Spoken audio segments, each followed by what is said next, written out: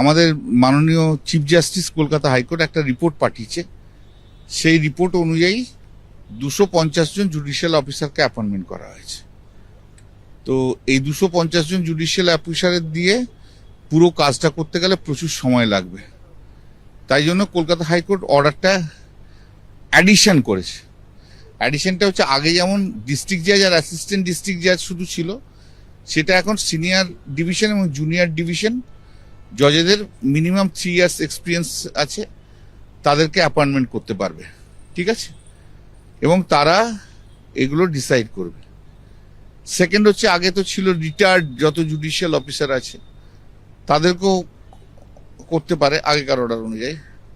3 নম্বর বলেছে যে যদি মনে করে কোথাও যে না তারপরেও আরও জজ দরকার আছে, তাহলে ঝাড়খণ্ড স্টেট এবং ঝাড়খণ্ড এবং উড়িষ্যা স্টেট, এই দুটো স্টেট থেকে রিটায়ার্ড যে জাজেরা আছে তাদের রিকুইজিশন করতে পারে। এবং সেখান থেকে চিফ জাস্টিস 2 হাইকোর্টের চিফ জাস্টিসকে বলেছে নেসেসারি অর্ডার ইস্যু করতে। 2 নম্বর হচ্ছে 14 তারিখ পর্যন্ত যে যত ডকুমেন্ট সাবমিট করেছে ইআরওদের কাছে আছে, সেই ইআরওরা সেই ডকুমেন্ট সমস্ত প্লেস করে তাদের যা বক্তব্য আছে তারা সেটা প্রিসাইডিং অফিসার মানে জজেদের কাছে সেগুলো দেবে এবং সেই অনুযায়ী তারপর তারা ডিসাইড করবে।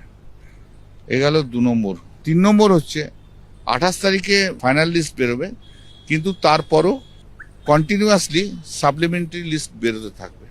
আর ইলেকশন কমিশন চাইলো যে তাদেরকে ডিসক্রিপশনে পাওয়ার দেওয়া হোক, যে তাদের ডিসক্রিপশন পাওয়ার আছে, অতএব তারা যেন নেসেসারি সার্কুলার ইস্যু করতে পারে, ইনস্ট্রাকশন ইস্যু করতে পারে।